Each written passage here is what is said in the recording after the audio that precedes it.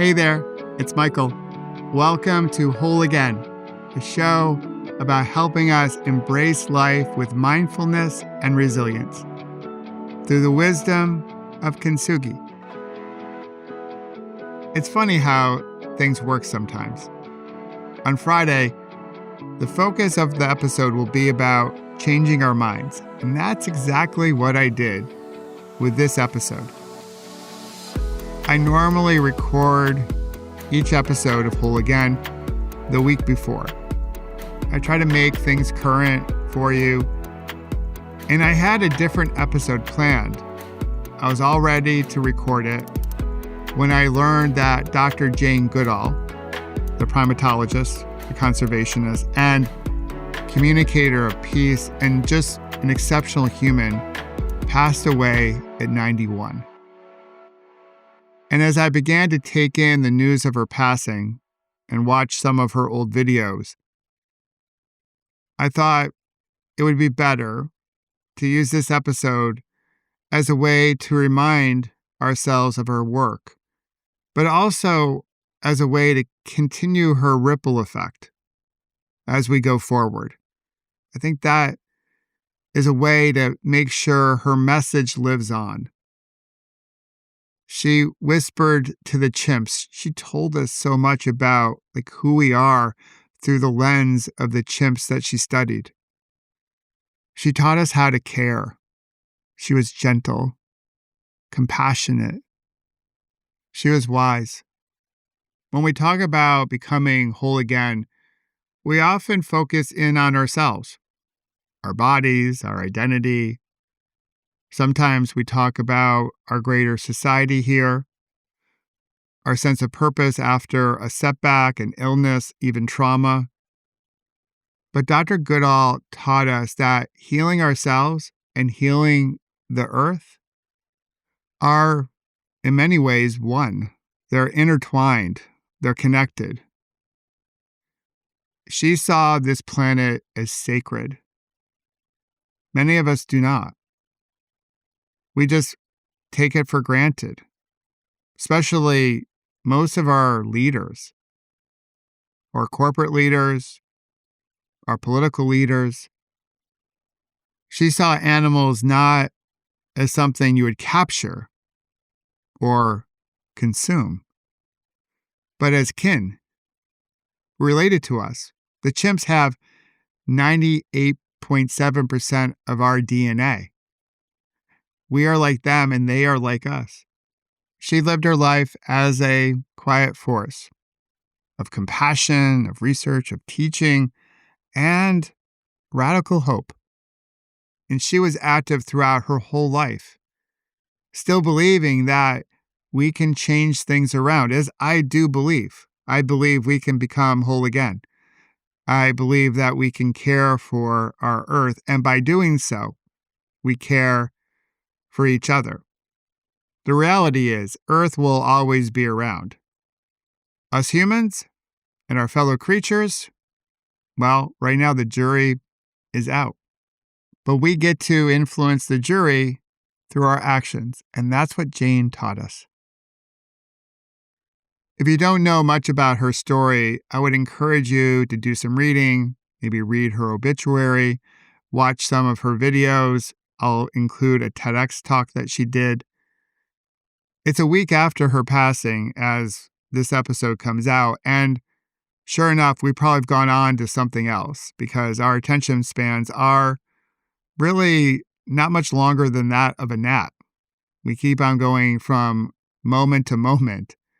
So 7 days after her passing, we've probably moved on to something else, some other kerfuffle that is consuming our attention. We're human after all. But my encouragement to you is to go back and read up on her life. Listen to her message, because her message right now is so vital. It's so damn important. I think she was 26 when she first went to Tanzania.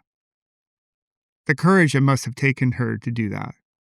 I can't imagine myself at 26 doing something like that. And she wasn't an expert on chimps back then. In fact, I heard her on Stephen Colbert about a year ago say that chimps were not her favorite creatures. She said they're too much like humans. She loved some, she disliked others. She said the animal that she loved the most were dogs because they give us unconditional love. And that last sentence, it's taken me 5 times to say that because I'm a dog lover, and what she speaks of is so true. She looked at the chimps not just through a scientific eye, but really the soul of a healer. She gave them names when other people gave them a tag or numbers. She saw the emotion within their community, their family, the grief, the play, the love. And she asked us to do the same in our lives.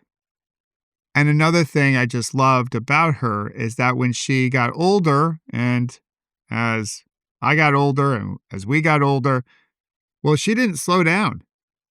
She kept on traveling 300 days a year. Again, when I saw her on Colbert, she was 90, and she had a big birthday wish that we would all vote for candidates that were friendly to the environment. And she was consistent with her message that we all make a difference. And we have to decide what kind of difference we will make. A difference that will favor humankind, our planet's health, our fellow creatures, or we can make a difference in another way. She frequently encouraged people to find the thing that they were really passionate about. So it could be you're really passionate about oceans, and you dive deep into making sure our oceans are healthy, or maybe it's the forest, or maybe it's a certain animal.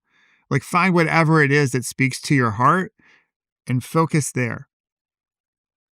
One of the reasons that I give money away for every time someone downloads the Pause, Breathe, Reflect app is that I care deeply about the health of our oceans. That's why we remove a pound of plastic for every new member that comes into our community, or we plant a tree on your behalf.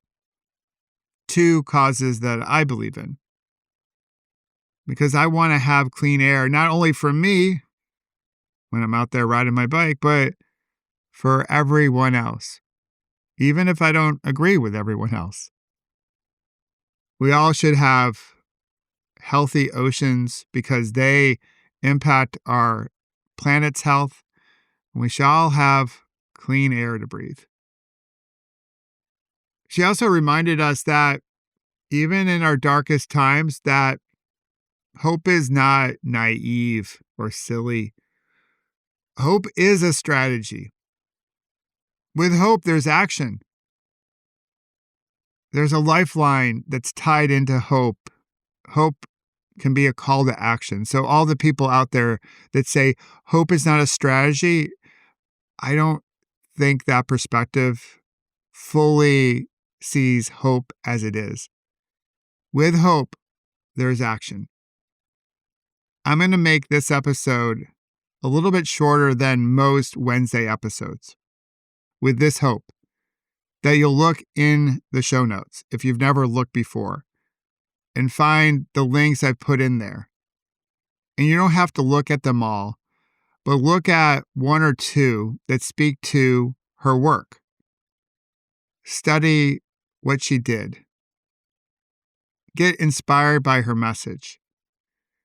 And make a commitment to do one thing that can continue the ripple effect that she's created. Just one thing. It doesn't have to be 100 million things, just one thing.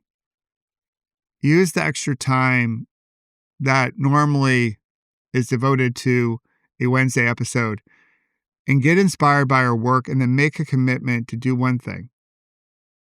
So Dr. Goodall, thank you. Thank you for showing us that healing is both wild and gentle, that every creature matters. That's why we do our loving kindness practice the way we do every Friday. And that we, all of us, all of our humans here and all of the creatures, we are all connected.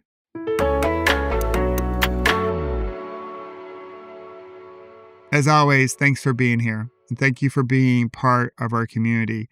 If you'd like to receive my inspirational and free text messages, text me whole again to 866-612-4604, and I'll set you up. And I hope you enjoy learning more about Dr. Goodall and the ripple effect she's created.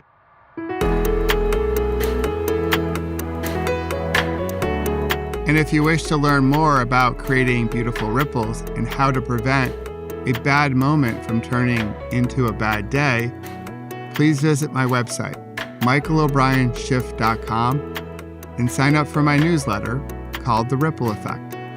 And join us each Monday, Wednesday, and Friday here at Whole Again and discover how you can heal, grow, and become more resilient, and celebrate our scars as golden symbols of strength and resilience.